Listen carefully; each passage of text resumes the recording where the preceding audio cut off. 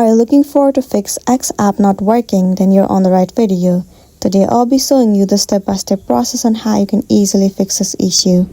First thing first, you need to head over to the Safari on your device. Inside Safari, in the address bar, you need to search for X or Twitter outage. Now you need to head over to this site. In this page, you can check whether the server of X is down or not. Sometimes the server might be down, and in this case, all you gotta do is wait for the server to get fixed. Once the server has been fixed, now move into the App Store on your device. In the address bar, search for X. Move into this app.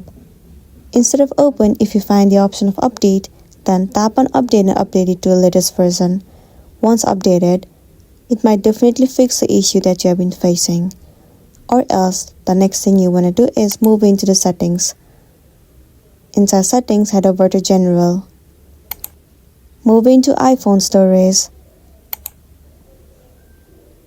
Once the page loads, search for the application X or Twitter, and then move into it. Click on Offload app and once again click on Offload app. Offloading app might also fix the issue that you have been facing. So that's the end of the video. If this video really helped you, give it a like and check out our next tutorial. Thank you.